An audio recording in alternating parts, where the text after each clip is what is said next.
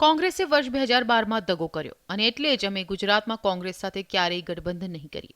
હજુ થોડા દિવસ પહેલા જ એનસીપી નેતા પ્રફુલ્લ પટેલે આ નિવેદન આપ્યું હતું. જો કે આજે એનસીપી નેતા શરદ પવાર અને શંકરસિંહ વાઘેલા વચ્ચે અમદાવાદ સ્થિત આલિશાન હોટેલ ખાતે મુલાકાત થઈ હતી. વિપક્ષ નેતા શંકરસિંહ વાઘેલાએ આ મુલાકાતને શુભેચ્છા મુલાકાત ગણાવી હતી અને કહ્યું કે કોંગ્રેસ એનસીપી વચ્ચે સંબંધ ખૂબ જૂનો છે. મારા 25 વર્ષના સંબંધો છે. મુંબઈ જાઉં તો હું એમના ત્યાં જમવા જાઉં, ચા પાણી કરવા જાઉં, એટલે મેં એમને ખાસ જમવાનું આમંત્રણ આપેલું. પરંતુ બપોરે એમનો કાર્યક્રમ છે એટલે ખાસ જે વિવેકની મુલાકાત કહેવાય એ મુલાકાત કરેલી છે. પોલિટિકલી કોંગ્રેસ એનસીપી વર્ષોથી સાથે હતા, સાથે રહેશે. તો બીજી તરફ એનસીપી પ્રમુખ શરદ પવારે આ મુલાકાતને औपचारिक मुलाकात गणावी હતી.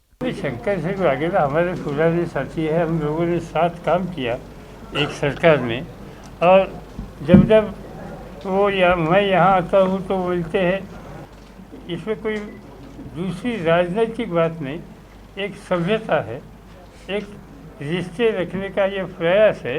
બંને નેતાઓએ તો આ મુલાકાતને શુભેચ્છા અને ઔપચારિક મુલાકાત ગણાવી દીધી. પરંતુ ગુજરાતમાં ચૂંટણી પૂર્વે બે પક્ષના મોટા નેતાઓ વચ્ચેની બેઠક અને કોંગ્રેસ એનસીપી વચ્ચે સંબંધ હતો છે અને રહેશે તેવા નિવેદનને રાજકીય વર્તુળમાં અનેક અટકળો ઊભી કરી છે. તેજસ વૈદ, ETV ન્યૂઝ, અમદાવાદ.